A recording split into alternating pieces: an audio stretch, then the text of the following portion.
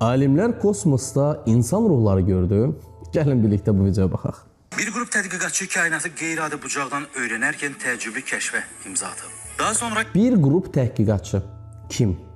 insanların ruhları kimi xarakterizə edilən silli parıltıları qeyd ediblər. İnsanların ruhları kimi xarakterizə edilən, insan ruhlarını sən necə xarakterizə edə bilərsən? İnsan ruhları ilə bağlı hər hansısa bir elm insanlarının xarakterizasiyası yoxdur. Çünki elm insanları ruhlarla məşğul olmur. Bunu deyin biləsiz. Baku TV-nin deyəsən ümumiyyətlə elmdən yaxından uzaqdan anlayış yoxdur. Bu kəşf elm aləmində əsl sensasiya yaradır. Sensasiya yaratmıyor. Çünki bunu siz bilmirəm haravızdan uydurmusunuz. Dipnot kaynak kıçım Hansı mənbədən götürmüsünüz? Heç bir elmi aləmdə belə bir sensasiyadan xəbər yoxdur. Bu hadisələri araşdırmaq üçün alimlər kosmosda elektromaqnit Hansı alimlər?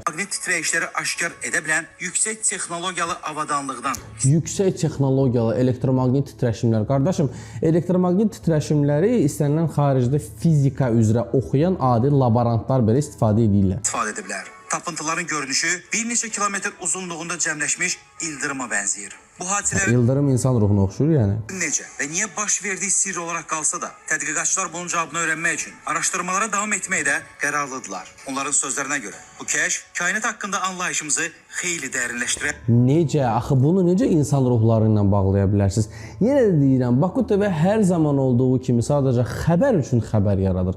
Çox rica edirəm. Bax, buradan birbaşa olaraq Baku TV-nin rəhbərliyinə və orada çalışan bu xəbər redaktorlarına müraciət etmək istəyirəm. Başınıza dönərəm, xahiş eləyirəm. Heç olmasa əməyinizə hörmət edin. Bu cür gic-gic xəbərlərlə insanların zehnini zəhərləməyin. Çünki axırda bu zehnini zəhərlədiyiniz insanlar sizə o qədər ziyan vuracaq ki, buna 100 dəfə peşman olacaqsınız. Amma gec olacaq. Hörmətlə.